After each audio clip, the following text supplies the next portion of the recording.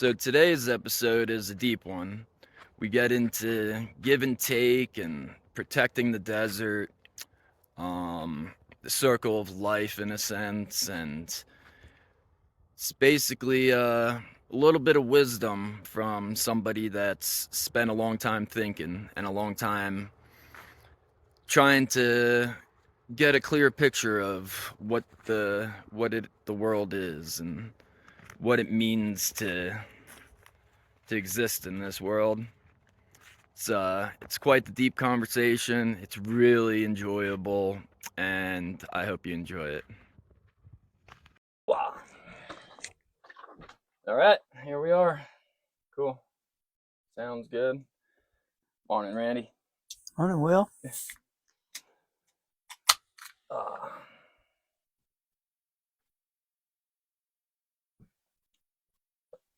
so, I guess real quick, just tell me a little bit. You live out here in Utah. How long have you been out here?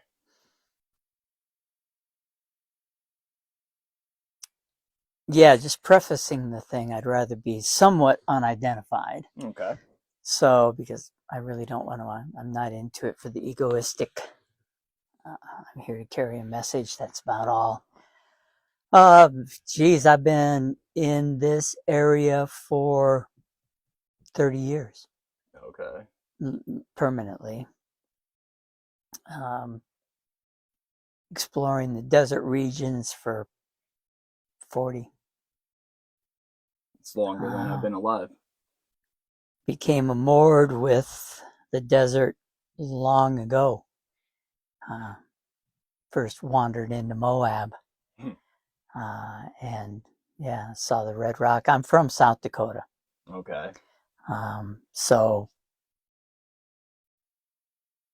the desert landscape is quite different than the Missouri River Valley where I'm from. A lot of water, a lot of farms, a lot of restricted access. Why is that? Because private property? Private property. Okay. Developed before people had an awareness regarding the value of undisturbed nature. It is valuable. That's what brought me out here in the first place. Just the pure freedom and the fact that it's available, and it's up to us to make sure it stays available. Yeah, there's a big threat going on right now, of course, with Senator Mike Lee's proposed bills to sell off national park and public lands to developers. That's another story. Yeah. I guess the real thing that I've learned over the 30, 40 years that I've been hanging around out here is, and this is from a personal search, a personal inquiry into what is life. Okay. And my personal search, being a child of the 60s, I grew up, graduated from high school in 69, so I was naturally a part of that late 60s, early 70s movement, which we spoke of love without understanding truly what it is. We spoke of freedom and peace. Key elements during the Vietnam War, of course. And from early childhood, I've had a deep connection with nature and the peace and the freedom that nature brings. And that's what's brought me out to this area and caused me to spend as much time here as there's something about the desert, especially,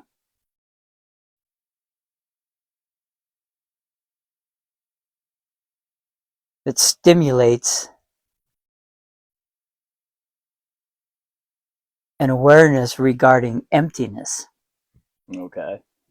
That's a contradictory term almost, but I completely understand though, yeah. because I always kind of look at it like the I don't know. You can look at it however you want. The lack of immediate stimuli all around, the lack of things brings you so many things. Like, at least in my life, it's given me the ability to kind of even try to comprehend any idea of clarity or whatever, because there's not so many distractions. I don't know. I hear what you're saying. The desert definitely opens your eyes a little bit.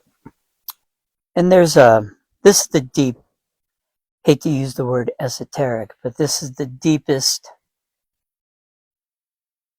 truth that lies behind our search for happiness, peace, freedom, is that there is an innate wisdom within each one of us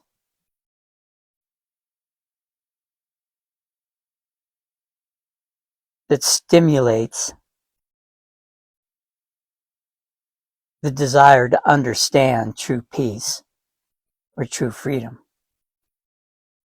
Okay. The problem that we have as human beings is that we look outside of ourselves to find the peace, to find the freedom, to find the happiness. We look at, well, we can look at material wealth, or we can look at simply the emotion that's triggered in the desert. Okay. So I have one single question I did want to ask you. What's your thoughts on the word concept?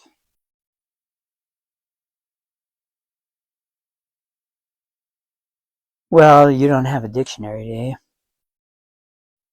do you? Ooh, I actually might.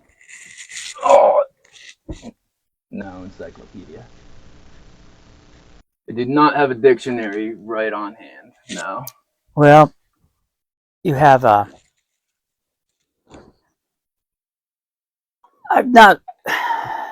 You have to understand words deeply. We believe that we understand words, but the reality is we have a concept regarding words. Okay. We build our lives on concepts, conceptual Mm-hmm. concept. So a concept is, maybe just to put it simply, just to have a basis or whatever. Um, I don't know. What would be a real basic explanation of what a concept is? An idea. I don't know if a figment of your imagination would apply or not. The concept that material wealth is going to bring you happiness. That's a Okay. concept. That's a good example. The concept that being a monk is going to bring you happiness. Hmm. That's a concept. Okay. Concepts are ideas, conceptual thoughts. The deepest reality of the human being is that their brain is filled with concepts that have been implanted from the beginning of time, almost as phylogenetic in its nature. Okay. It's in our DNA to Mm-hmm. protect ourselves. The ego is a protective entity that is built in to the finite form of the human. The problem is the ego has overstepped its authority, Okay. and it protects us and causes us to grasp, look outside of ourselves for happiness, peace, freedom. Mm-hmm. It's the human to do. We got to do. We got to go out into the wilderness, and this is that triggers an interesting kind of talking in circles, but That's fine. if you understand esoteric Christianity or the teachings of Jesus, and if you understand where that comes from, you might remember, if you're first in the situation, that Jesus went to the wilderness for 40 days to clarify his thinking. Was it the desert? Well, where did he live? Yeah. He certainly didn't go to Montana. That's something that's brought me more to wanting to learn about it, the whole 40-day journey through the desert, because relatable. Well, what it is an emptiness. You see, that's the problem. A concept, the human brain, the human mind, but the human brain is filled with concepts. Mm-hmm. Most of these concepts are based upon misperception, misunderstanding. Gotcha. We think egotistically that each one of us is separate. I'm sitting here, you're sitting there, and we're separate entities. But in reality, even if we look at, and this is the teaching of the ancient masters, for example, if we want to relate back to Jesus, Jesus said, I and the Father are one. And he's not talking about God and me, man, we're like this. We're buddies. Uh-huh. No, he's talking about non-duality, which is the core of my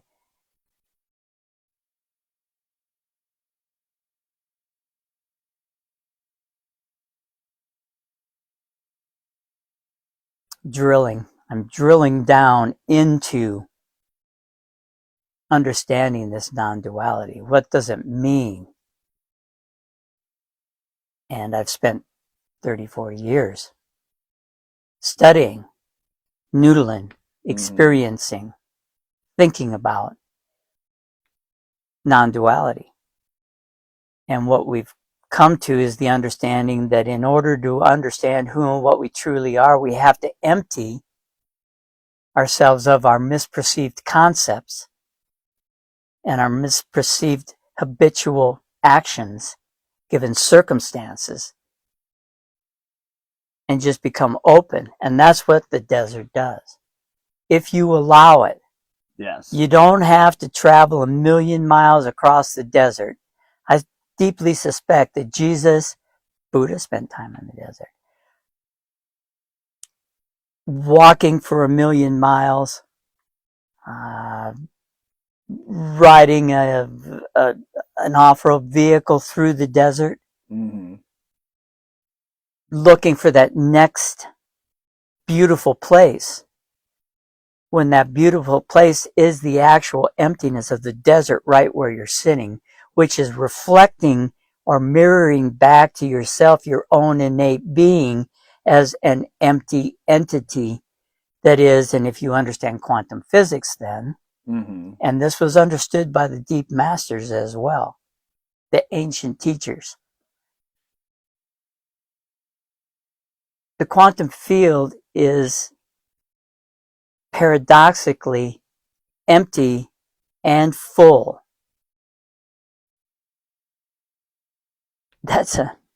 You can study it if you like, but that is the reality, is that the quantum field is a field of energy out of which everything manifests. Everything. Yes. Okay. And the human mind, thinking in terms of being separate, has the will to act independently and manifest just about anything that it wants to manifest out of that quantum field. The human mind, brain, is finite. Okay. It has a short existence. Time doesn't even exist. It's a human concept.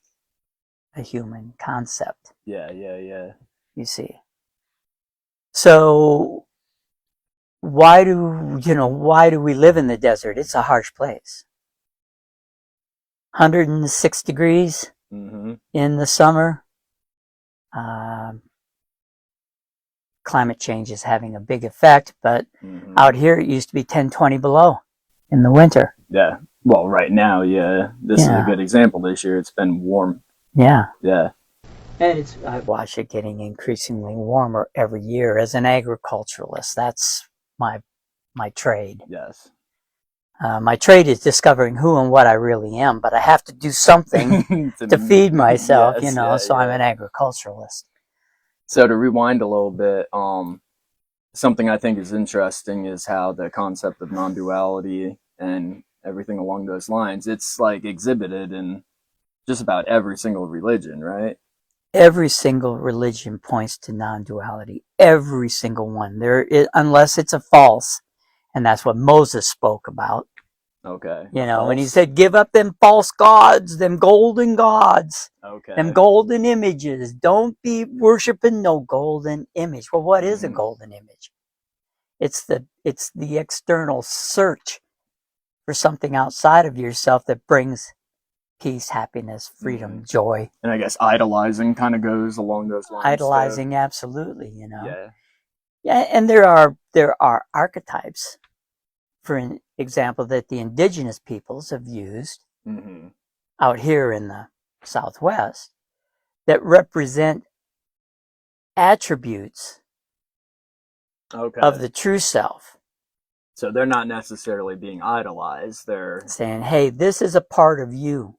Corn woman, for example. Yeah. Or, the symbol of corn, which is one of my favorite symbols.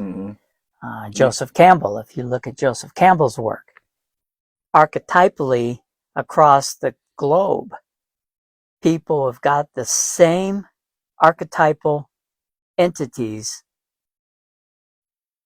expressing realities. They just have a different mask. They just have a different set of clothing. Well, that's something I've learned in more recent years because I've never been raised religious or anything like that. But things I've learned as I'm around more religious people and whatnot, it seems to be like it's just different routes to the same endpoint or whatever. So you have these options. You can go religion, you can go more philosophical, or I guess quantum physics, it doesn't matter. Quantum physics, whatever it is, if you look deeply enough at it, it all comes back to non-duality. Here we are as scientists, for example, trying to define the origins of consciousness. Let's say that. Where did the universe come from? I have astrophysicist friends who say, "Randy, we don't even go there. It's an unanswerable." And that's the interesting component is, and one of the greatest gifts that the desert has given me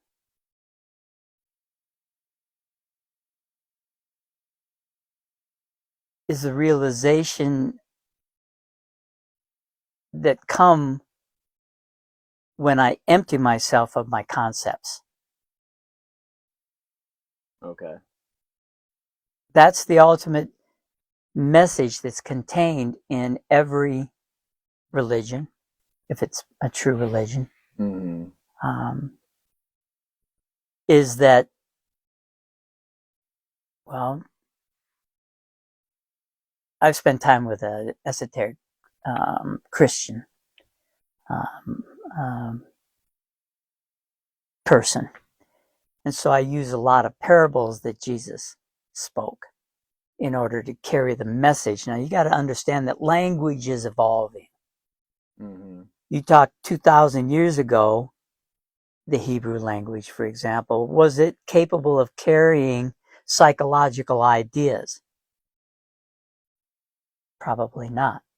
So we had to speak in parables. And so Jesus said, "Give, and as you give, I'm paraphrasing, give, and as you give, you will receive so much that it falls into your lap and it's flowing over, and you're trying to pack it in because you're trying to keep it all, but it just keeps flowing and it keeps flowing." But the ultimate message was, "As ye give, so shall ye receive." So giving up this dual concept of our being separate entities in this universe, all searching for happiness, all searching for peace, all searching for freedom, but rather understand love is the core component. That's the core. If we can understand that the unknowable origins of the universe or our experiences is an unknowable consciousness. We've called it God to give it a name, but as soon as we gave it a name, dual. Yeah. God and me. That's not the reality. The reality is we are God. We are not conscious. Consciousness is us. We appear within consciousness. Consciousness does not appear within us. We don't appear outside of God and understand God. God understands, knows us because we are God. That's one of the things that the desert can bring to us. But we can find that anywhere. I just feel like it's easier in the desert for sure. Well, that's why Jesus went to the desert for 40 days. That's why that story is told. Or Moses wandered the desert for the rest of his life after he's got the people out of Egypt. That one always sticks with me because 40 days is one thing, but the rest of your life, that's a beautiful little, not to say it's the same, but pursuit of happiness in a sense. It's a continuation type of thing instead of a. It could be, or did Jesus get the message in 40 days and Moses kind of wandered around going, yeah, well, maybe I think you know what I mean? I don't know. Well, I think that's one of the very interesting things about life is that there is a law of the pendulum. Okay. We experience joy and we experience sorrow. We experience agony and we experience ecstasy. We experience have and we experience have not. These are the experiences of the finite human form. Okay. But the human form that recognizes its non-dual reality sits at the fulcrum of the pendulum and watches it swing. And that's peace. That's freedom. Balance. That's joy. That's love. I'm going to experience up and down. I'm going to experience all kinds of experiences. But if I can center myself on knowing that I'm simply experiencing these things, then the peace and the freedom that is inherent in that sitting knowingly becomes apparent. And that's one of the things that wisdom of my age, and the desert. It's a hell of a combination. It truly is. And we're definitely one of the fortunate ones. But the problem that we've got is, and we can see it right now, is people are sensing this.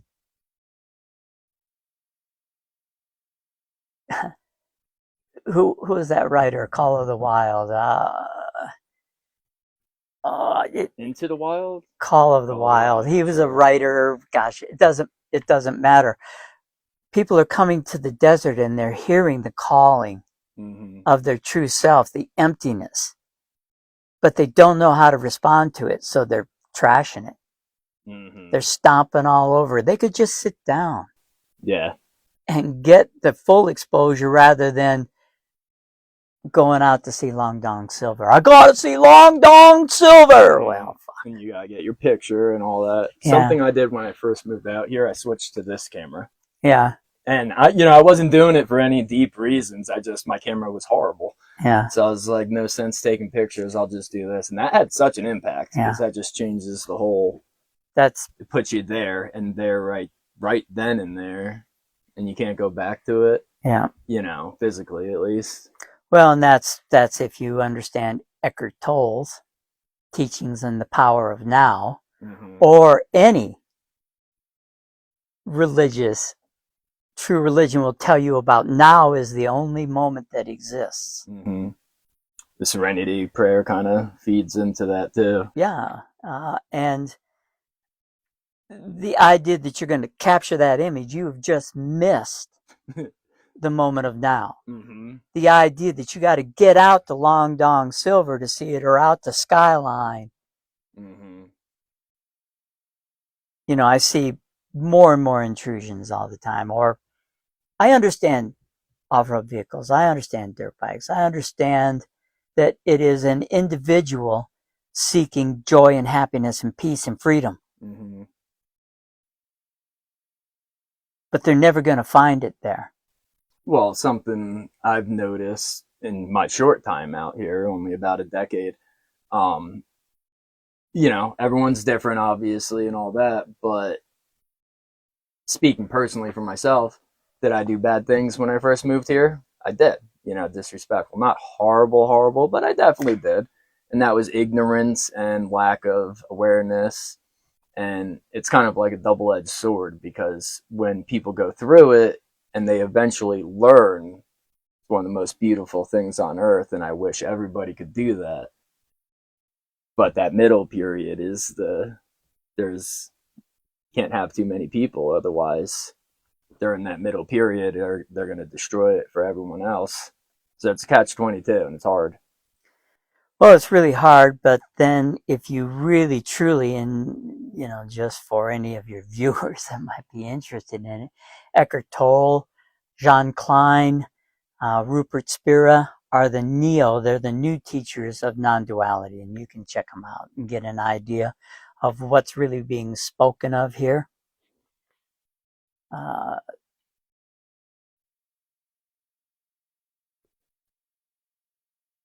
But the reality of the situation is time does not exist. There is no beginning and there is no end in non-duality. And it's spoken of in every religion. That's what heaven is the loss of the finite form and yet the eternal peace. It's doable right here, right now. That's the interesting part of the thing. Okay. But even if, and it's unfortunate because I've done the same thing. I mean, I've done environmental damage, or I've misunderstood, or ad infinitum. I've made mistakes. Mm-hmm. But the reality is, and we can go more into that, but the reality is, even if this planet is destroyed by human misunderstanding, the consciousness, which everything ultimately is, and is born from, and never leaves, Mm-hmm. never ends. Yeah. I think you know about exoplanets. Mm-hmm. There are more they've proven this, Mm-hmm. that there are more planets in the universe than there are stars. And star wise, we're talking, I don't even know It's what's a number past that I can't trillions, even. but Yeah, yeah, it's even beyond that. unfathomable number. It's unfathomable. The It's number unknowable. of galaxies is unfathomable. So consciousness is going on out there somewhere, Mm-hmm. and it's always non-judgmental. It has no judgment. God, consciousness, same thing, Mm-hmm. is not judgmental. That's one of the errors in human thinking Okay. that sends us down a path of right and wrong. You see, if we did not suffer the pain of loss, someone dying, Okay. if we did not make mistakes and then turn and look at that mistake, Reflection. we would never learn. Mm-hmm. That's kind of like the Garden of Eden. We had to leave that perfect place To respect what we had. to learn what we actually had. We have to become, and it's really called consciousness, conscious of consciousness. That's a tough one. Consciousness, say it again. Consciousness, conscious of consciousness. Okay. Awareness, aware of its own awareness. Everything is awareness. Deep within each one of us, there is an awareness. We can speak of it in terms of Christianity or Buddhism or all the other religions. Soul. Excuse me. The soul is a deep layer within the mind, the brain, the body of the human. Okay. Okay?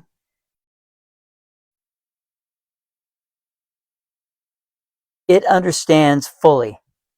It understands completely who and what we really are. We are individuations of this infinite being we're calling God or consciousness.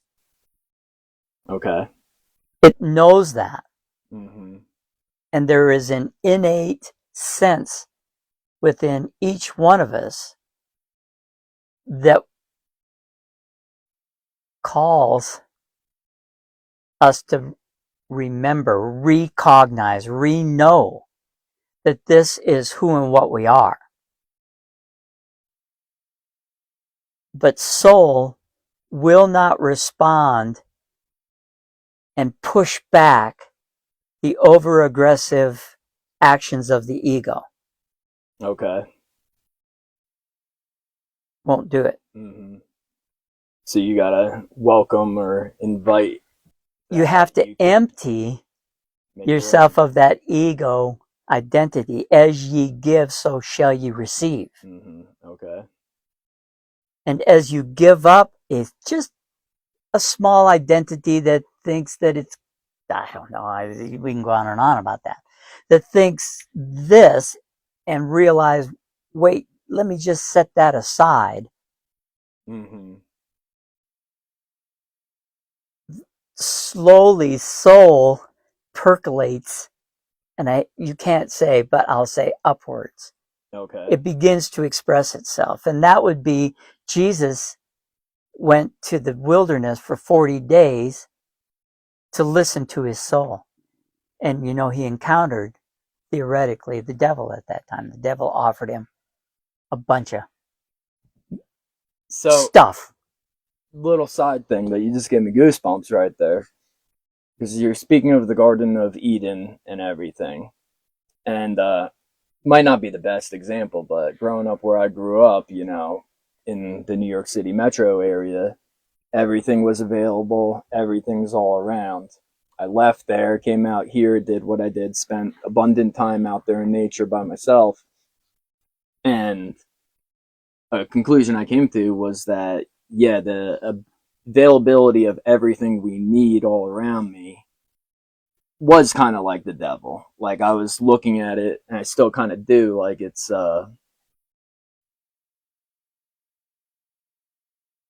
I guess it's a place of ego. It's just ego all over the place, and it made me realize that being out here, where I'm just far more aware of it, and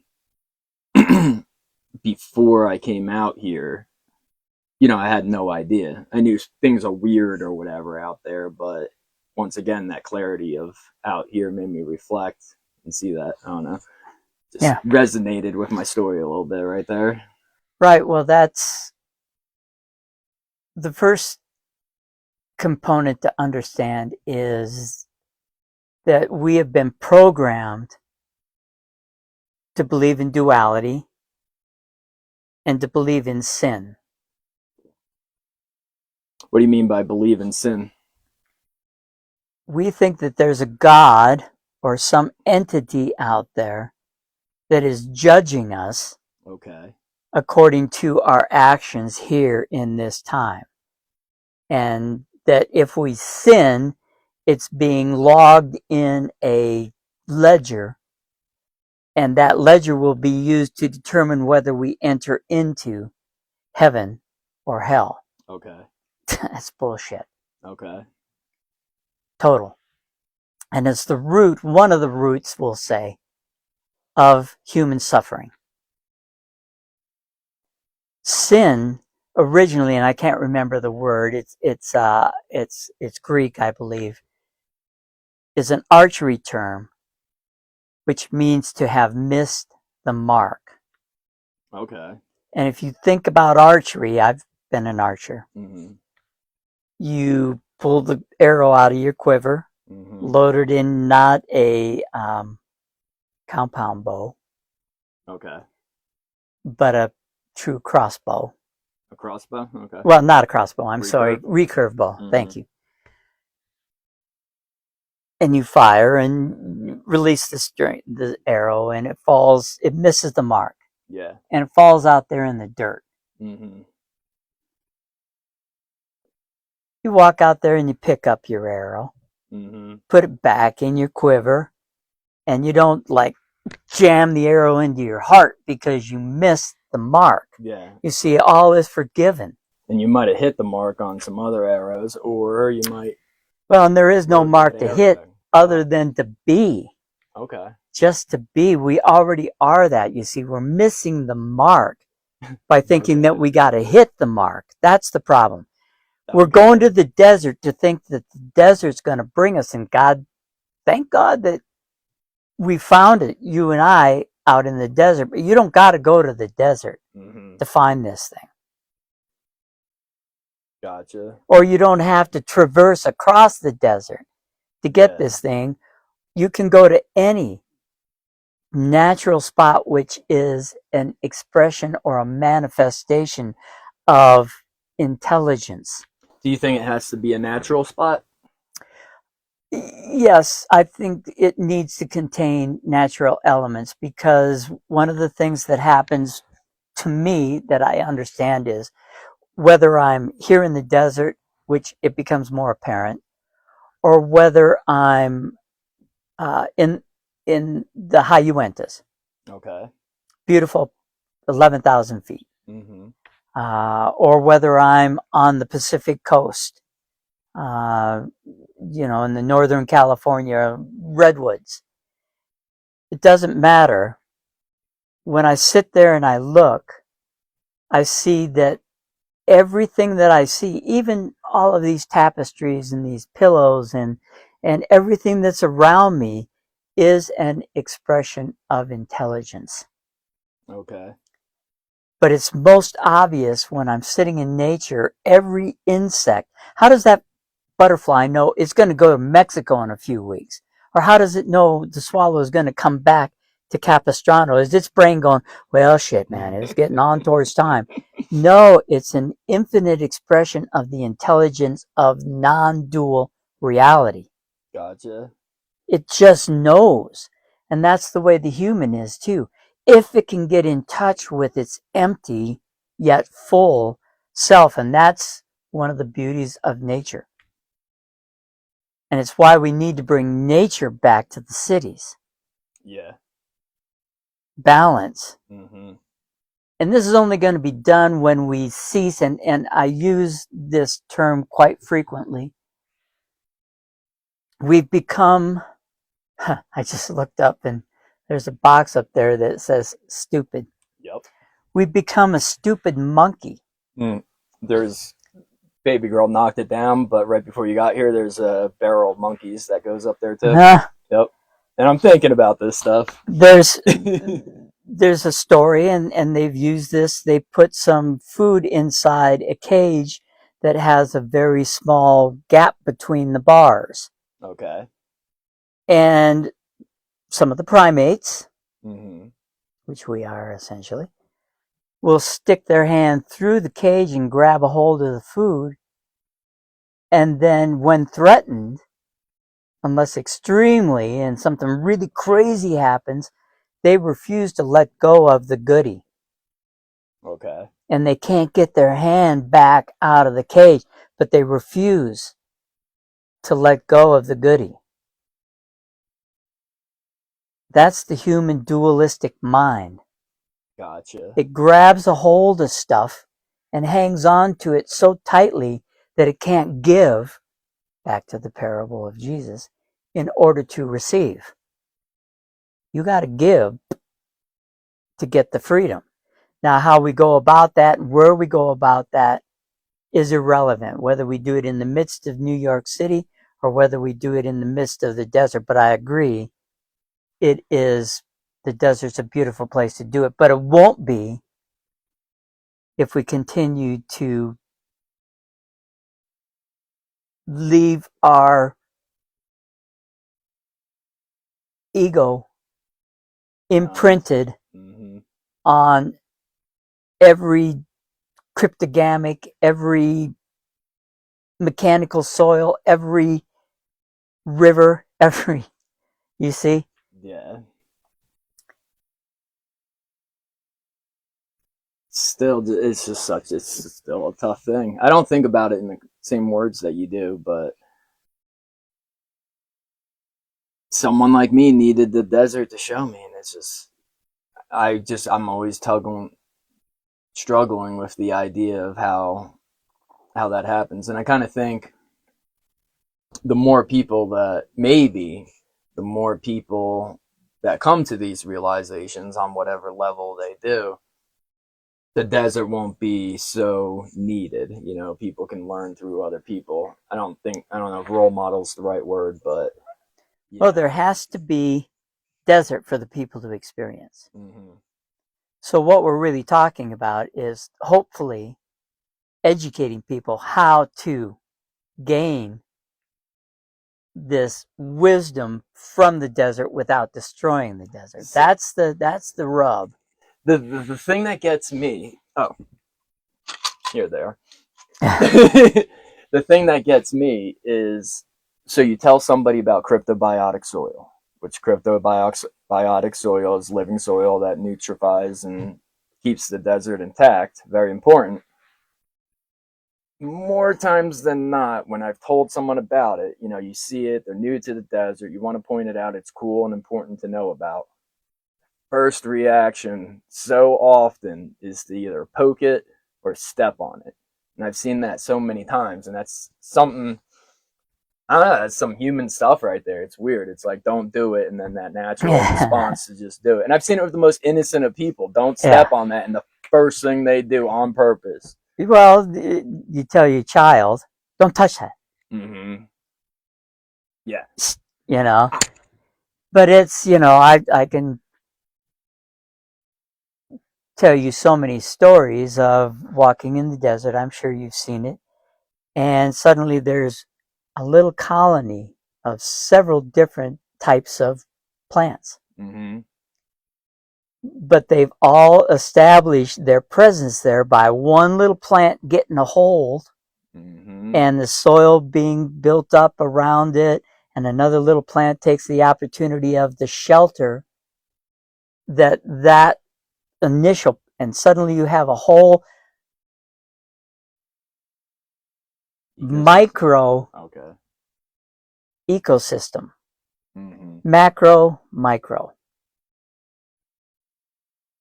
I don't want to, I'm not a proponent of LSD. I'm not a proponent of uh, ayahuasca Okay. because they're dangerous. The ego,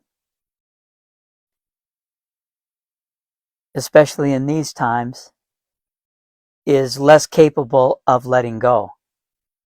And the tension that these teacher plants, these substances put on a being Mm-hmm. can shatter the ego before the being is ready for that breakdown. Gotcha. But I want to tell the story. Okay. I was a young 17-year-old, and somebody took me to a very quiet place on the Missouri River and gave me knowingly the appropriate dose of very clean LSD. Very Okay. clean.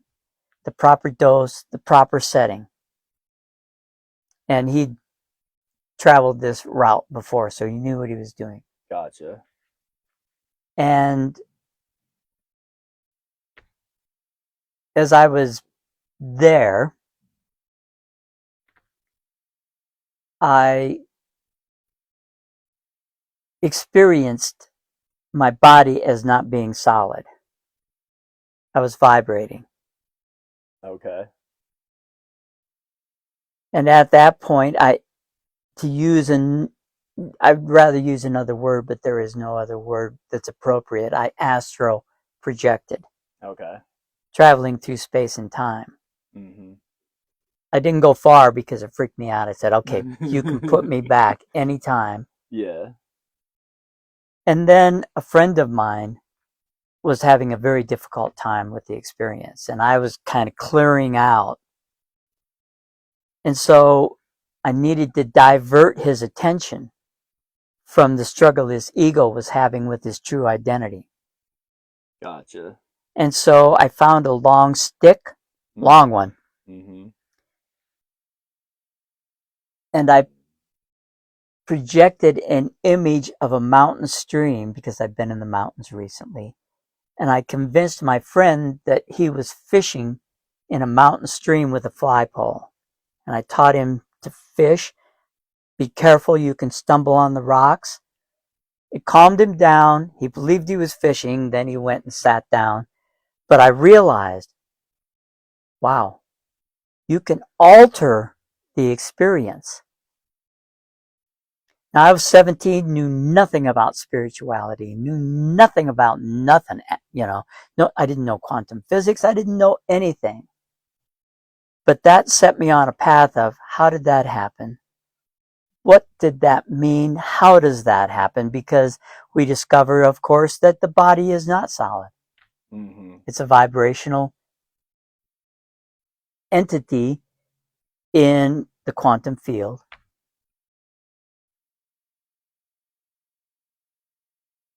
This is the emptiness, the understanding of who and what we really are as an expression of this infinite consciousness that the desert offers us an opportunity, or the Missouri River Valley offered me that opportunity to see that. I can experience that now.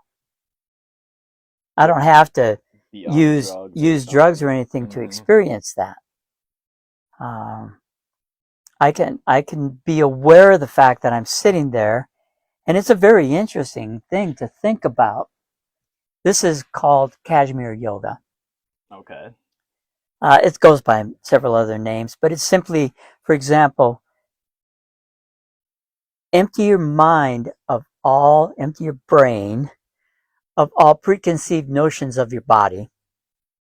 It's difficult, but you practice it. You can get to the point where close your eyes. Do you feel a boundary?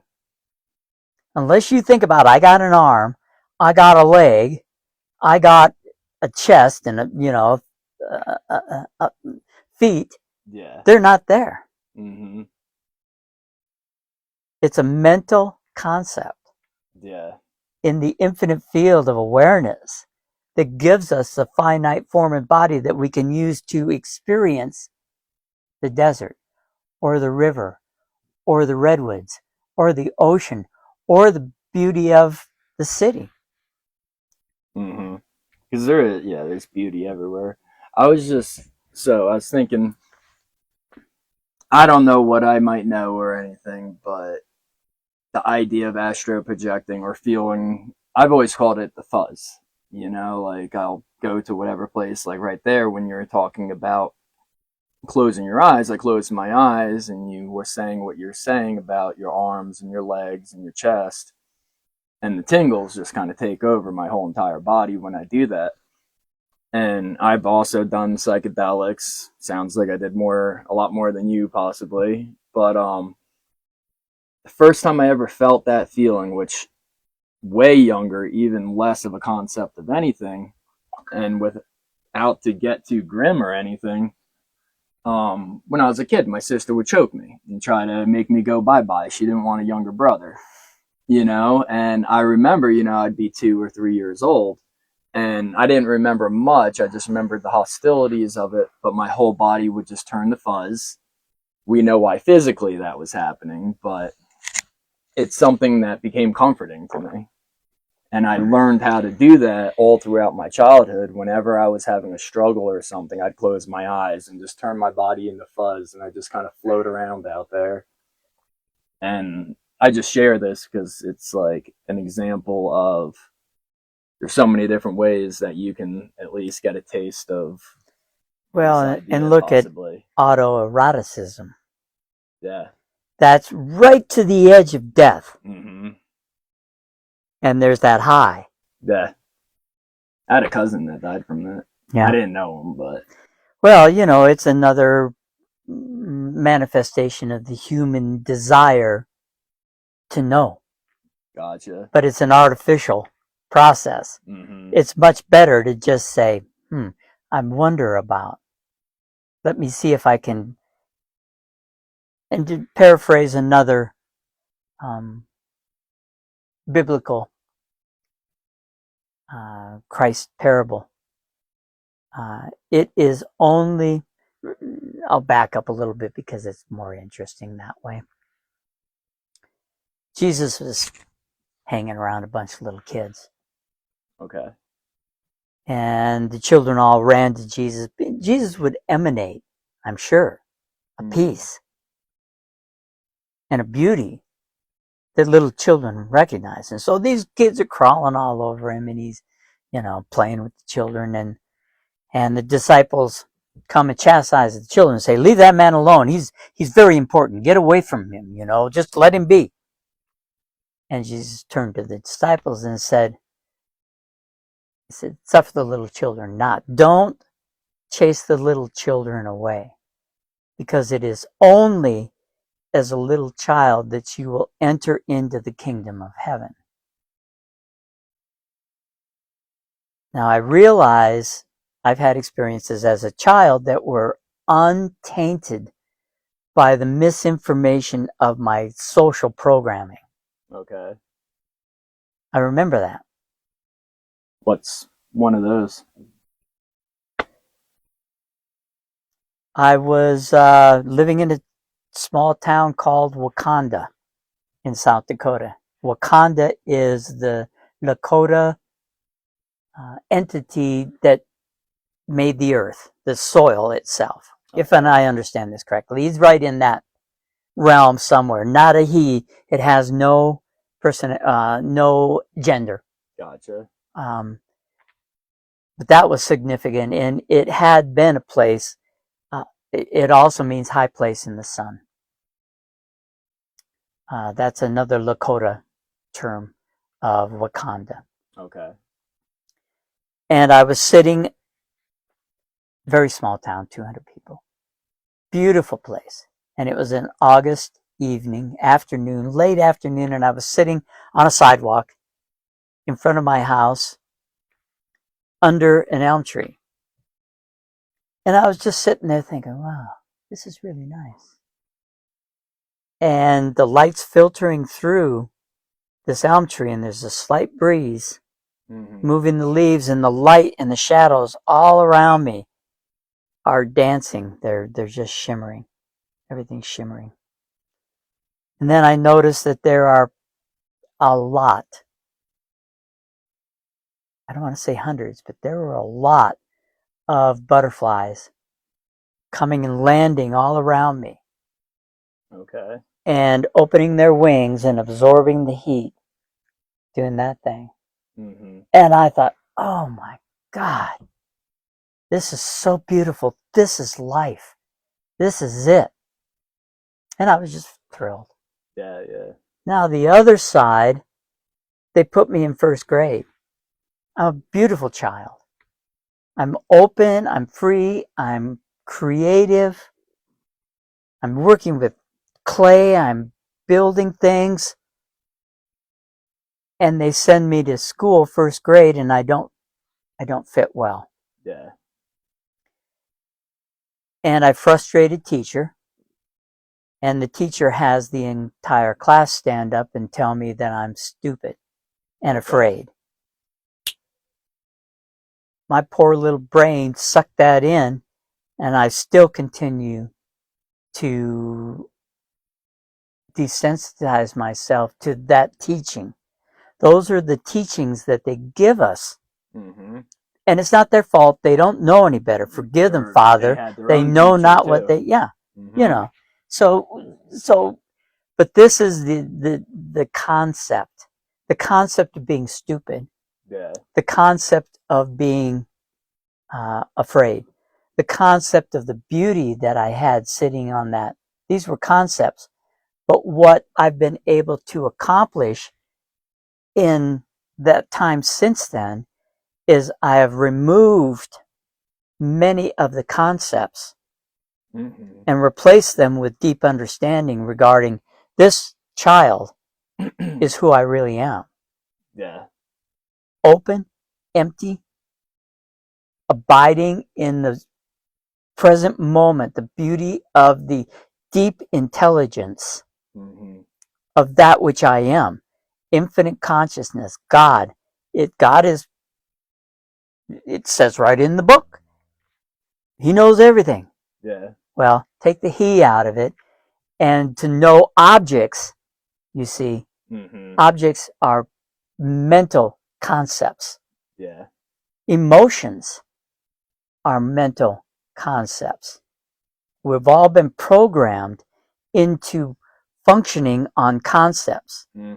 Empty ourselves of those concepts, and we're going to have true emotions: love, gratitude, forgiveness, empathy, beauty, creativity, all those things which the emptiness of nature, wherever we are, give us that.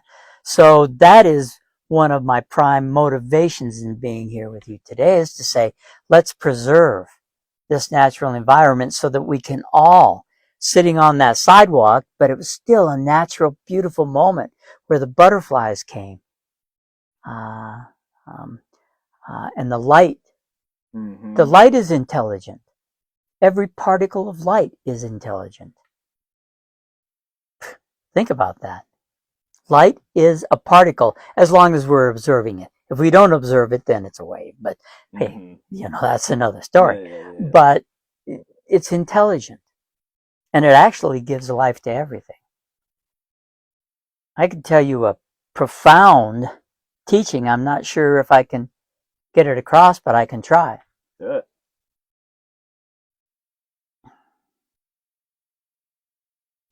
So I happened to become a shepherd. Okay. It was maybe my destiny. I have no idea. But I became a shepherd of 100 and some goats, of which I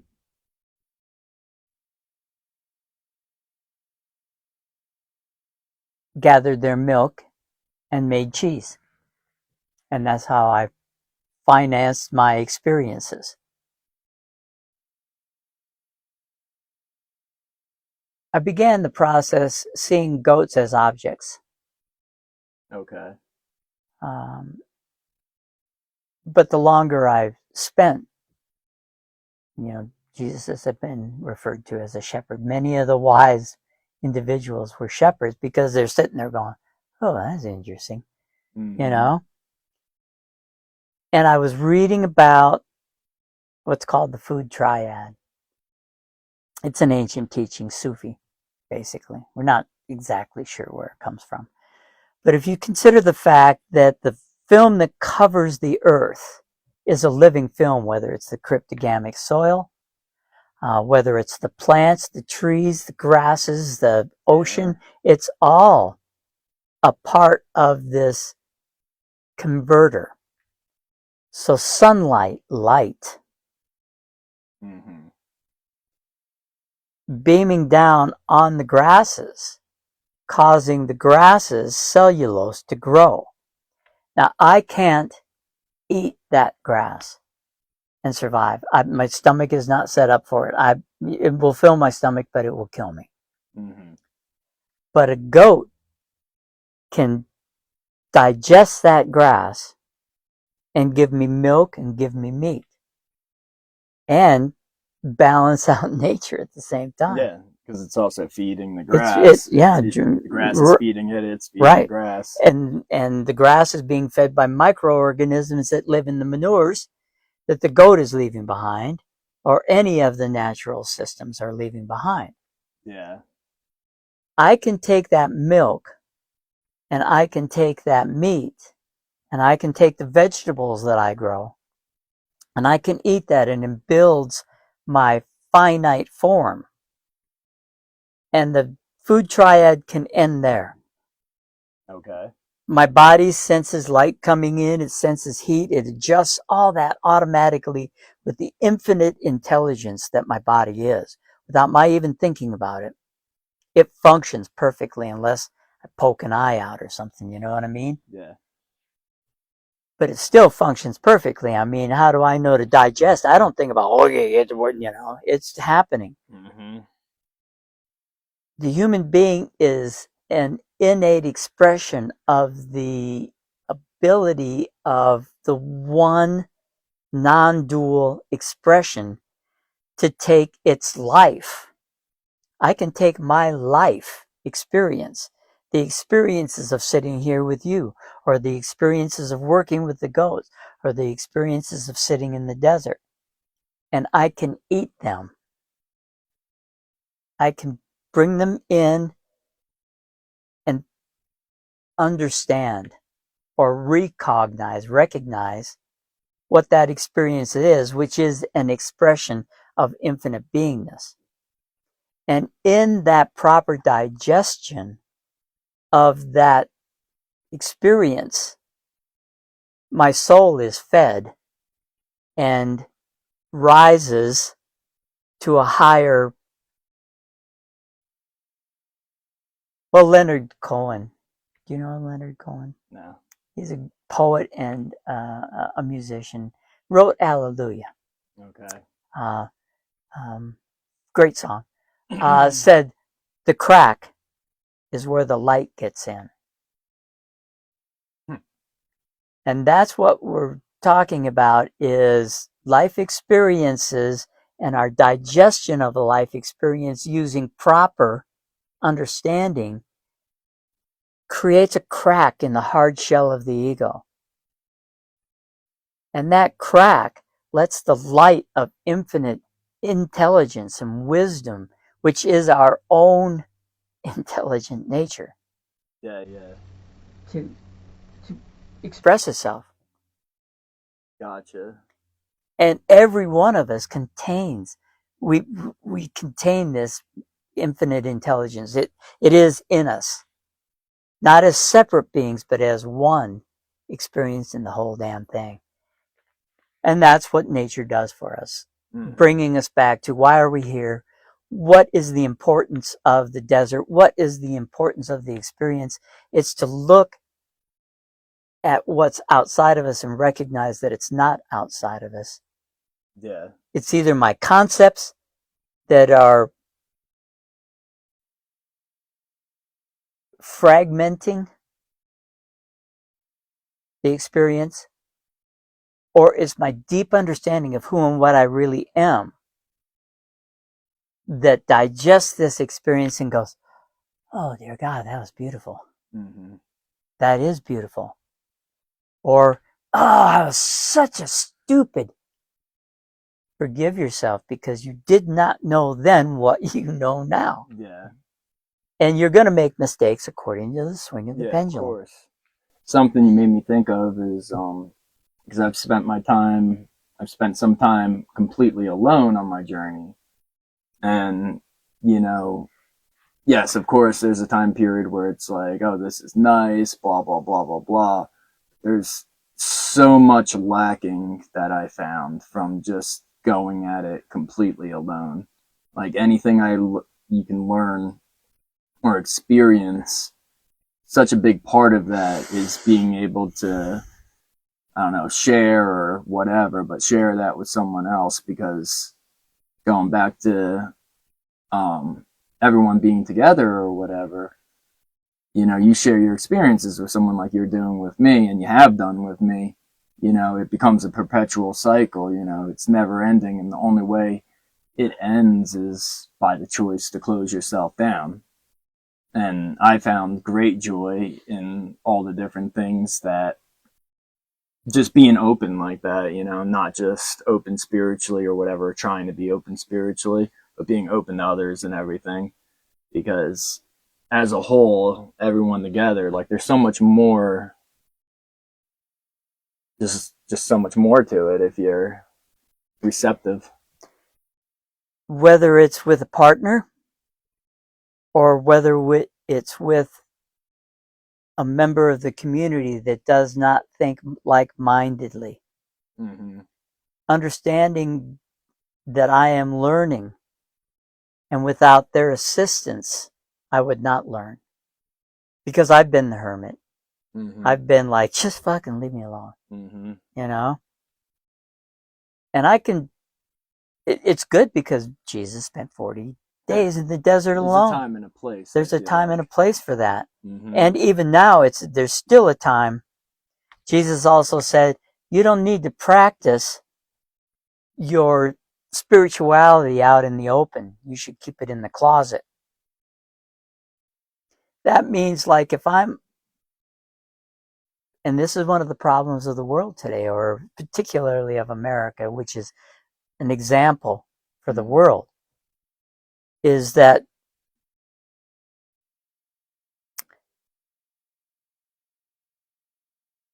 if I can be open and empty, then it becomes self-evident who and what I really am. I'm not my concepts, and I don't have to enforce your understanding of my concepts or my beingness, because I'm fully aware of who and what I am. Now, I make plenty of mistakes. Mm-hmm. Roseanne will definitely Yeah. tell us that. But it's the interaction with individuals. So whether I'm working with someone who has no idea about non-duality, it doesn't make any difference, as long as then this is Buddha, see the Buddha in everyone. Well, that's not like, oh my God, you know, this is saying, I know. Forgive them, Father. They know not what they do. Forgive me, Father. I know not what I do. Let's just listen to each other. Mm-hmm. I'm not going to get anywhere here. Yeah.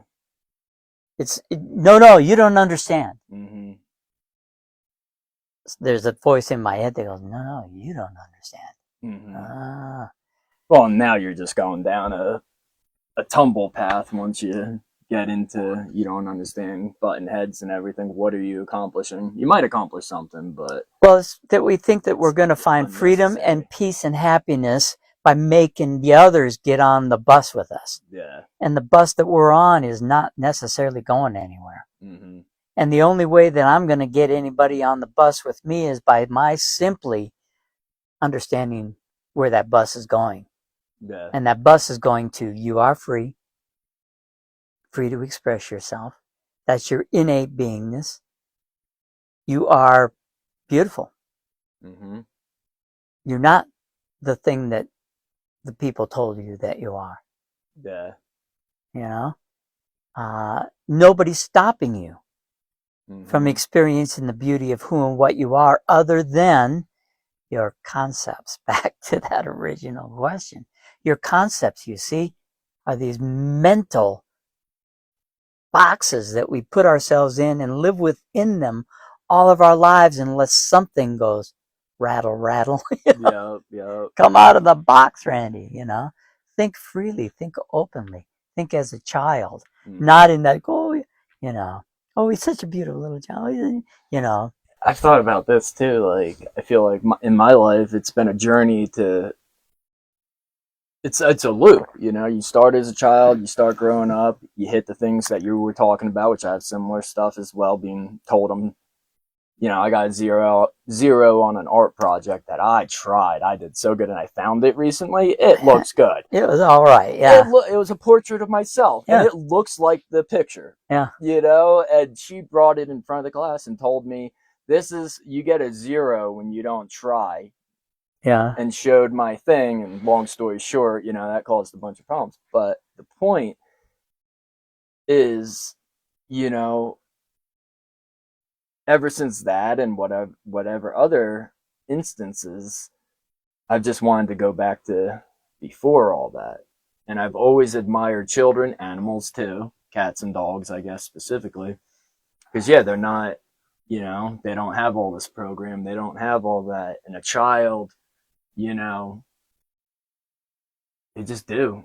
They just do. There's no judgment. There's no nothing. They're just doing what makes sense. And I admire, of course, I admire people my age or older or whatever, but a child just, it shows you everything that's really important, I feel like.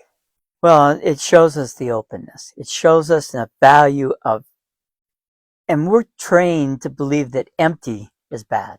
Mm-hmm. It's the emptiness, the lack of concepts Mm-hmm. that is the beauty in the child. So imagine, I oftentimes, and I don't want to lay any blame on anybody or anything because it's of no value. Mm-hmm. I would not be here if I had not been there. And so I'm here in this Touche. beautiful spot right now. So Mm-hmm. praise Jesus, you know. Mm-hmm. But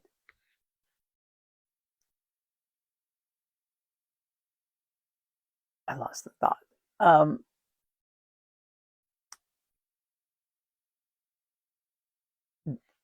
You're talking about the child And the emptiness, yes. and which is actually a fullness.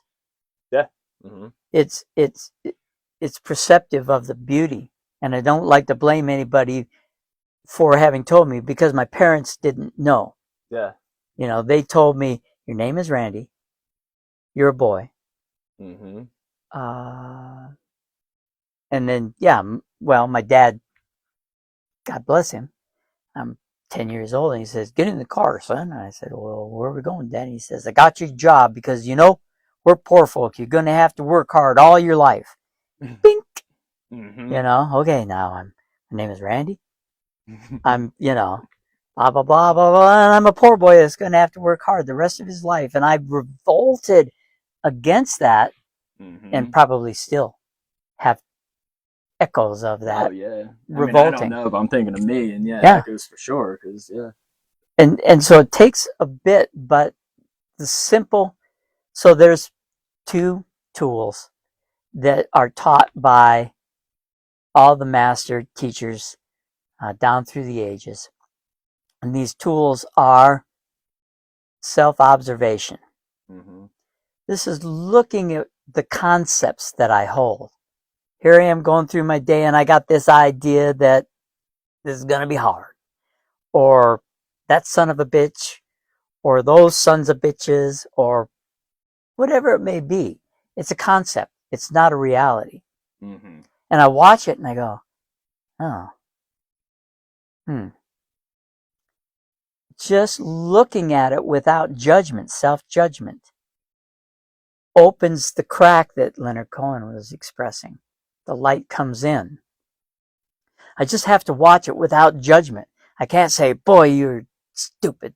You know, Yeah. that was stupid. You know better than that because the pendulum swings. Mm-hmm. So if I can just watch myself and how I'm going about my day and what is my motive and where is my head, and just be in the moment of now, which has nothing to do with time, Mm-hmm. then an awareness surfaces without any effort. So self-observation, watching myself as I go about my day, my habits, how I react to given situations, what's my response? Where did that come from? I was taught that. That's not true about who and what I am, you see?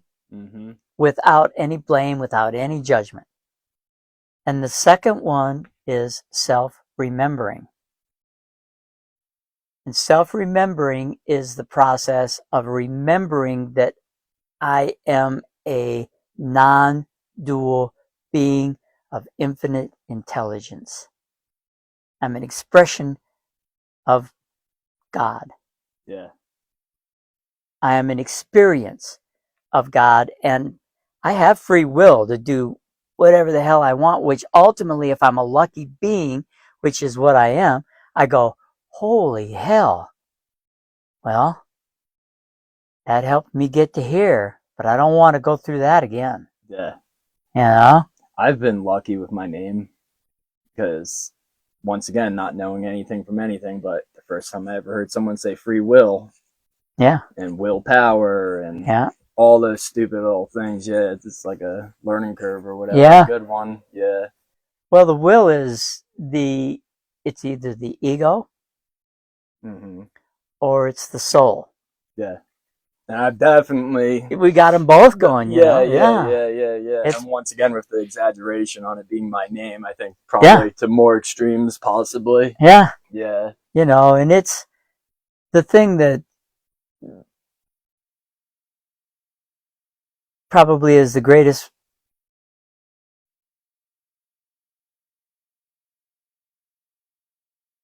There's so many pieces of information that are so important. A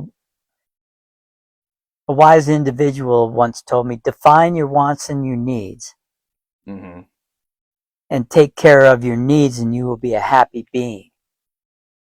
Mm-hmm.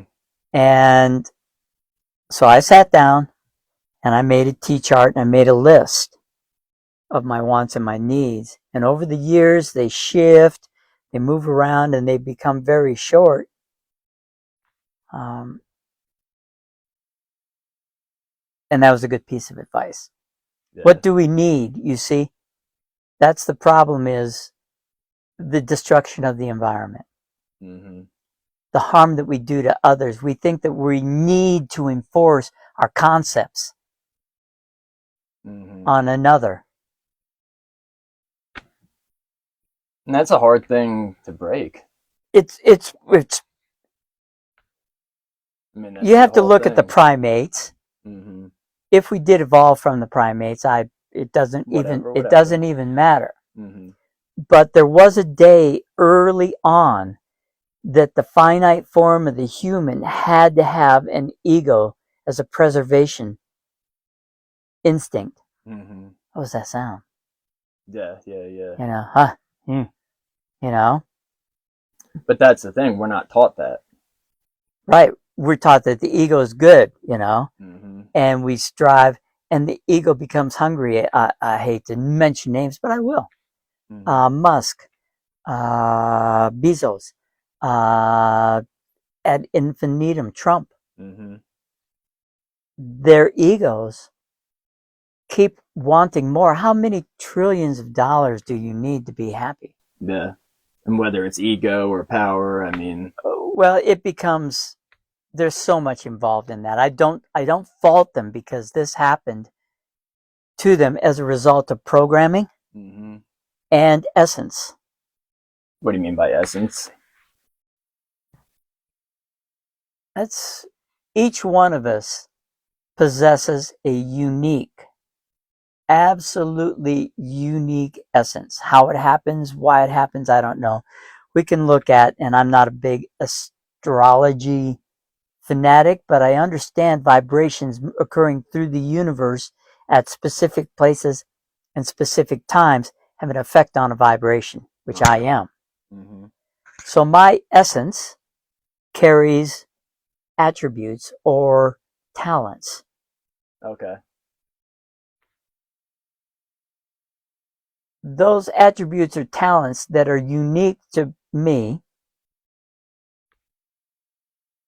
may not fit the idea of society. And so society pounds its concepts Mm-hmm. into me and covers the essence. Mm-hmm. And that stifles the joy, because my essence wants to express itself. That's the nature of essence. We are creative and we are creators. Yeah. And when we're told that we're going to have to work hard all your life, Randy, producing what? Some kind of a product that nobody really needs? Yeah. This is a silly, silly analogy, but great movie. You ever seen the movie Swiss Army Man? No. Really interesting movie. But there was a guy that just didn't understand how world works. He showed up one day and he was told that he's not allowed to fart because you just shouldn't fart in front of people. And speaking of essence and being held down and everything, it's like, what is a fart? A fart is a natural expression, quite literally, and it feels good and it's mandatory and all that. Yet we're told, oh, don't fart in front of anyone. And I think that covers a lot of the different basis of it because it's the mental and the physical part right there. It's what we've been told is a sin. Yeah. Okay. And then we take it saint, sinner. Mm-hmm. I sinned. Oh my God. Like the guilt that even comes with uh, the sexual act Mm-hmm. that's programmed into us. That's a damaging one. Mm-hmm. Um, um, so there is an essence that wants to express itself, and then we get into Jungian psychology. Jung was an incredible being, understood a great deal about human psyche, mind, beingness, and brought forward the idea of the shadow. Okay. There are collective shadows and there are individual shadows, but the essence, when it's repressed, results in a shadow. Okay. And ultimately, the way it might express itself, the most obvious is I'm unhappy with myself. I don't feel good about myself, but I can't deal with not feeling good about myself. So it's that motherfucker over there that's causing the problem. Mm-hmm. It's the immigrants. Yeah. It's Yeah. the Republicans. It's the Democrats. It's that guy down the road. It's that my wife. It just ad infinitum continues to pound joy and happiness right out of life. The idea of the shadow, and Jung says you got to bring it up and look at that shadow and express yourself and your creativity and your true beingness. That's the idea, although psychoanalysis and psychology oftentimes focuses on duality. Uh-huh. And you can't go there. You can't go into duality and expect to find the truth. Yeah. It's like trying to find consciousness. You can't find consciousness. They haven't. You ask any brain scientist, where's consciousness? We can't find it. We Right can't out find there the. next to We this one. You make a left and it's right there. It has a big sign on it. They can't find it. Yeah. They admit that we can't find consciousness in the brain. Mm-hmm. We don't know where it is. That's because you are consciousness. You don't possess consciousness. Gotcha. Got it? Mm-hmm. You don't possess awareness. Awareness possesses you. Mm-hmm. That's right. There's the big rub.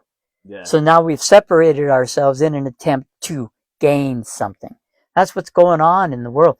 Gaining, and we keep gaining, and we keep gaining, and it's not satisfying the essence. So the essence creates shadows. Shadow says it's your fault that I'm unhappy. I think everyone has different relationships with their parents, but I've started to look at people like my parents, like I love them unconditionally.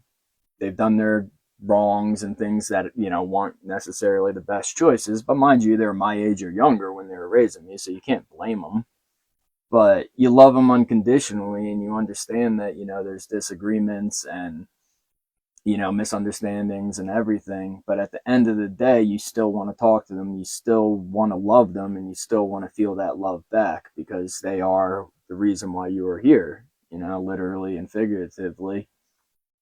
And I think that's a big part of life, just kind of looking at people without that, Well, judgment you're or exactly whatever. right. We should treat everyone that way as beings that are coming into recognizing their true nature. Mm-hmm.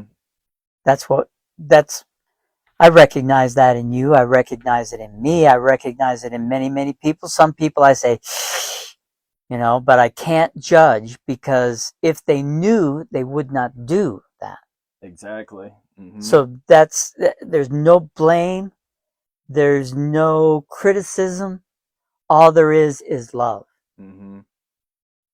Consciousness, God, is pure. They call it agape. Agape. Agape. Agape. Agape. Okay. This is an unrequital. It's a no stipulations love. I love you because of this. I love you. No, I love you because I understand who and what you are. Now that's difficult. But that's the love that we're talking about. And there was a day, I come from South Dakota heritage, tough winters. Farmers, 40 acres, 60 acres, 180 acres, whatever it might have been farm. Uh-huh. And my neighbor across the road is Catholic and I'm Protestant. There was a distrust in that in the early days, you know. But when Ole over here got sick, even though he's Catholic and I'm Protestant, I go over and I help Ole take care of his farm until he can be well. Maybe self-preservationally because I know that I'm going to need Ole's help somewhere along the way too. And the self-preservation, like, I don't know if that's the best word or whatever, because the way I see it, because I've approached people that there's conflict with, and I just have this inner thing where it's like, okay, I might be able to contribute in a positive way to whatever their situation is. So forget about all whatever issues we might have. It's worth it to say something. And yes, there might be, it might loop back around eventually, but I guess it still is self preservation. But the way I look at it in my life is them seeing that I'm willing to put it all to the side because I'm acknowledging that our disagreements really don't matter, you know? Well, I don't know yeah, if it's and love or there's what, but it's showing that, we can do this, and if no one does it, no one's gonna do it. And I know I've needed to see people do things, so I'm at the point in my life that I'm willing to do that. I'm willing to put myself out there. And if I get the door slammed in my face, so be it. I really honestly don't care about that because it's more important that I was like, hey, we don't get along, but I feel your loss. Let's see if I can help you out somehow. well, there can be. I understand completely, and there can be ego involved in that. I know from my own experience that I function that way. We're talking about who was it? Stevie Winwood, Okay. old traffic guy. Okay. He's got a song called Higher Love. It's really a profound song. Okay. And what this is a love that is beyond any of that. I'm going to do this or I'm going to do that. It's just a pure expression of.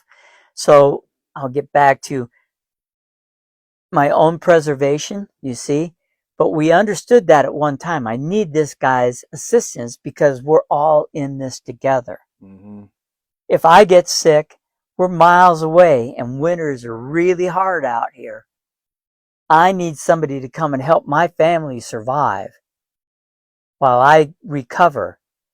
Yeah. And I have to reciprocate that because in order as I give, so shall I receive.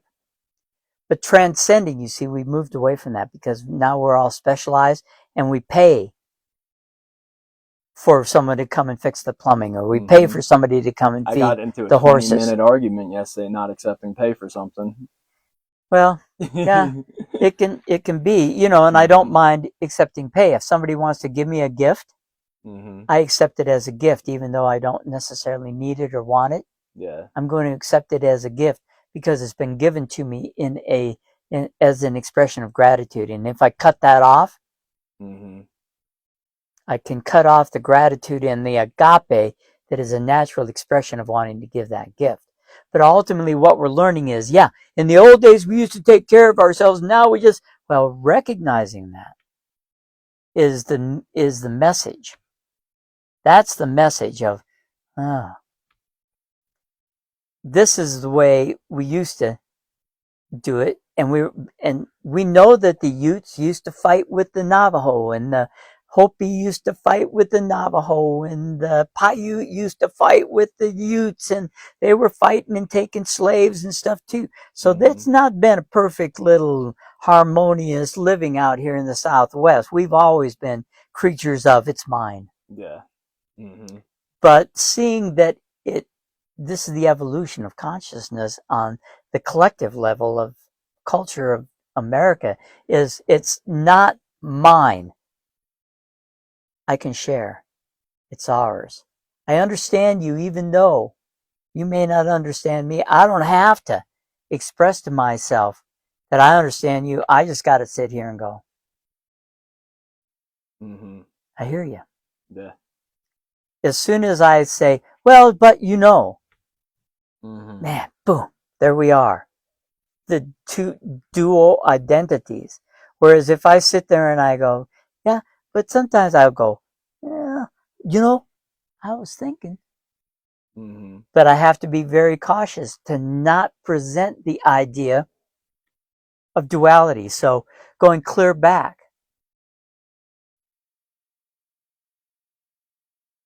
to the desert Okay. and the environment. We have this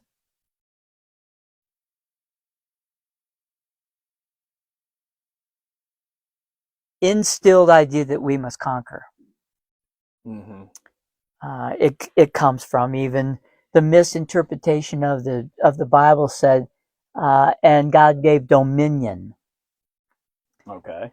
to man over all the creatures of the planet. Well, if you talk with the Hebrew guys, they say, oh, well, it wasn't really dominion; it was stewardship. Okay. You see, but we go out there with dominion, so we make bigger and better machines that can conquer the mesas. We make bigger and better machines that can go through the mud and through the rivers. And So does that being a king of the desert versus being a shepherd of the desert, in a sense? allowing the desert to teach me? Allowing the desert to teach me because its message is here as a part of the infinite intelligence of the creator, and that creator is who and what we actually are. So we're working counter to our true nature. So you're looking outside of yourself to find your peace. You're looking outside of yourself to find your joy and your happiness and your love. You can't do that. You got to find it in yourself. And then all of this other stuff begins to fall away as not having any real meaning anymore. Yeah. And that's where we're at. And, you know, it's really not important that anybody else understand this. It's just important that I, every day, dive a little deeper into that ocean of truth that is there, or as what Rumi said, you are not a drop of the ocean. You are the ocean in a drop. You contain every attribute of the ocean, even as a little drop of it. By you being a drop of that ocean doesn't make you separate from that ocean. And we are an ocean of love. And that's the main emotion that we want to possess, but you can't possess it because you are it. Yeah. You see? So we're all seeking for, you know, uh, a politician that says, I'll get them to love me. I'll get them more cheaper gas. No, that's, but it's all a part of the little journey that we're making as we're walking this earth. Endless, but our message is walk gently. Be gentle with yourself. Be gentle with everything. That's probably the key message is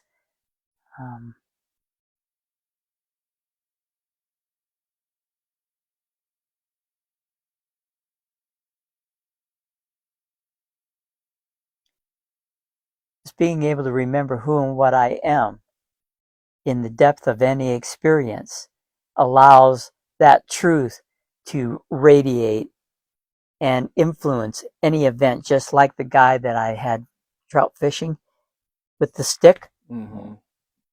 It brought calmness.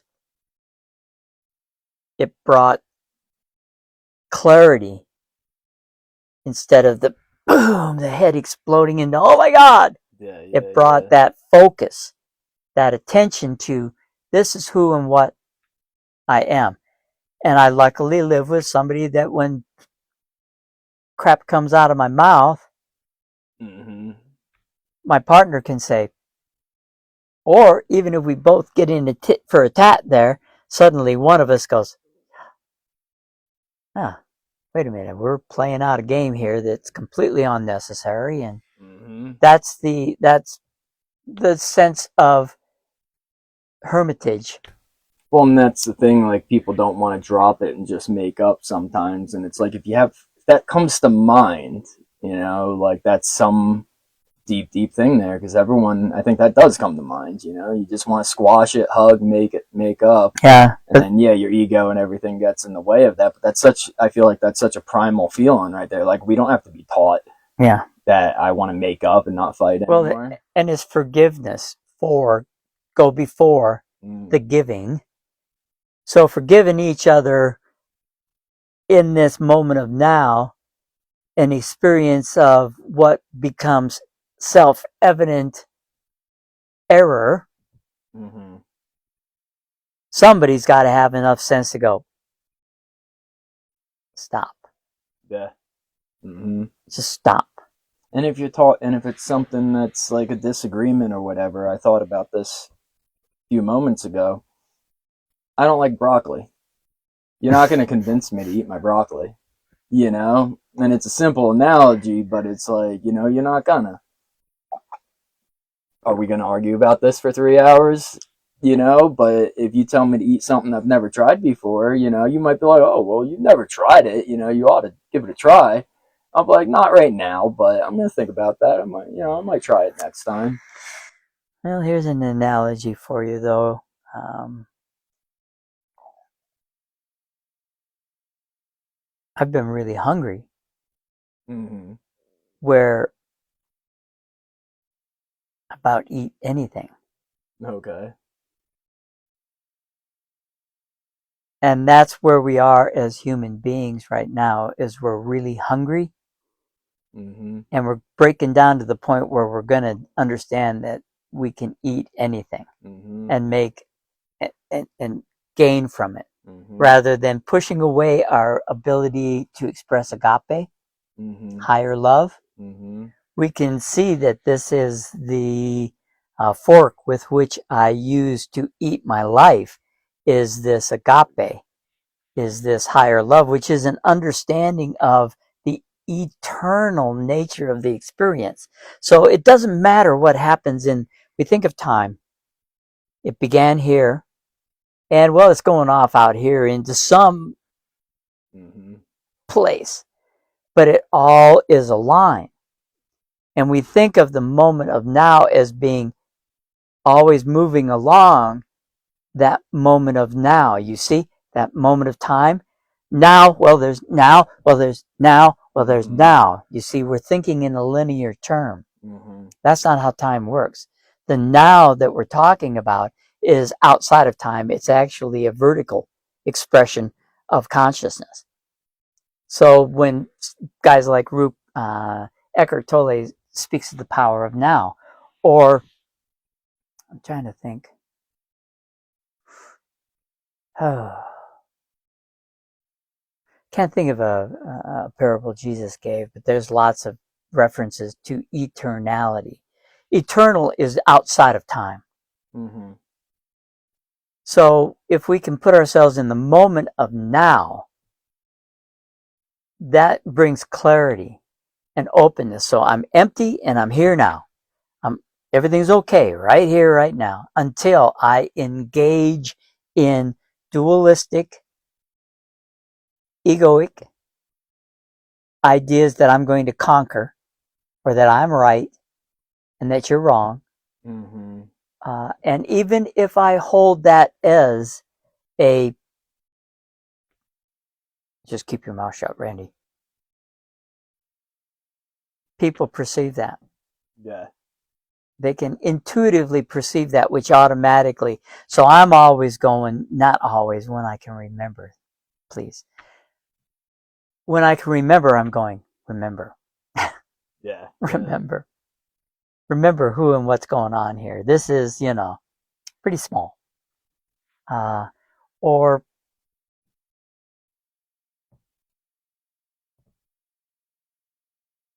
this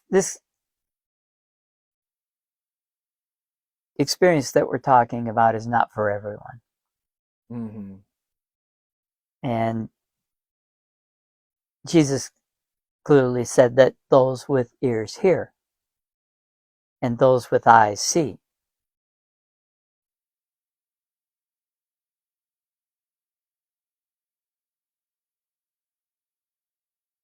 And if I have the ears and the eyes, I don't have to expect anything else.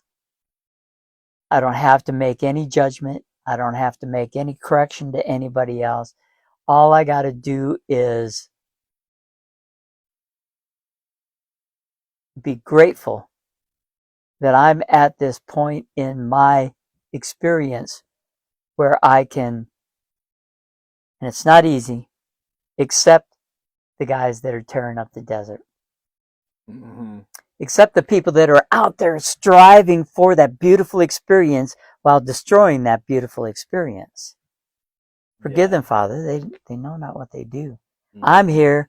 I've had this incredible opportunity, and I have this incredible opportunity to have that experience every now. I think it comes down to respect. Respect. Like if you respect or whatever the right word might be, you can get any message across. But that lack of respect, then you have a lack of understanding at that point. Well, why did that experience as a little child sitting with the butterflies, or that, and I've had others in between, that experience of LSD when I saw through my beingness? Mm-hmm. Why did that happen? And it's because I had no preconceived ideas. LSD, man, wipes that. Yeah. You got no ego. Mm-hmm. It's and if you do, you're having a bad trip. Yeah. But when you relinquish the ego, you have no self-preservation. I mean, I did another slight um, LSD experience, and it was in South Dakota, and there was a beautiful sunset, and I was in a forested area, Okay. and so I thought, well, I want to get out, and I want to get out and see this sunset. So I wandered out and found this clearing, and I sat down in the clearing and watched the sunset, and I'm looking out, and I see this cloud of dust. Mm-hmm. I didn't know what it was, developing. And it turned out that it was a car that pulled right up to me and had to honk the horn. Okay. I'm sitting in the middle of a road, Mm-hmm. gravel road. I had no self-preservation. The ego is there to say, don't sit in the middle of the road, Randy. Yeah. Look both ways before you cross the street, man. Mm-hmm. It's time for you to eat. It's time for you to have a drink of water. It's time for you to find some shade. Take care of yourself, because infinite beingness can not have an experience if there's nobody there to experience it. Mm-hmm. You know what I mean? So we're here to experience. Yeah. And the adrenaline thrill that's got to go with dirt bikes, the adrenaline thrill that's got to go with the paragliders, the Mm-hmm. adrenaline thrill that's got to go with fast cars, or I've been there. I absorb and thrived Mm-hmm. on adrenaline. Mm-hmm. Just any stupid, foolish teenager thing. Yeah. The adrenaline. But understanding that there's a greater thrill that lies behind that in the knowing of what I truly am, and just allowing myself to see the infinite intelligence of nature, which is my beingness. Oh my God, I sit there. I was out one day in out in the, the desert out by the mesas out there. That's Mm-hmm. pretty stark out there. It's been less than 2 inches of rain this year. Mm-hmm. And it was windy. So I'm looking for a place to sit and just meditate a little bit, be quiet, just be quiet. Yeah. And so I found this place and I sat down, and I'm sitting there looking around. And you've seen this. there was a little blade of grass that was growing in this place, Uh-huh. and the wind had blown it over, and the wind was moving it around in a circle, anchored and yet bent over, and it made a perfect orbital. Yeah. You've seen it. That's beautiful. Yeah. And you go, oh my God. Mm-hmm. Or I'm sitting there watching an ant carrying off a boulder going, man, that unit is strong. I could not pick up a boulder twice my size and 10 carry it, times. Yeah. I'm going, oh my God. The micro, macro. I'm looking at a little rock over there, and then I look up at this big rock, and they're both micro, macro. Mm-hmm. And then I'm thinking about, okay, where does that all fit in? Macro, micro, Randy, Mm-hmm. It's Well, I think what's in between the two is all of it.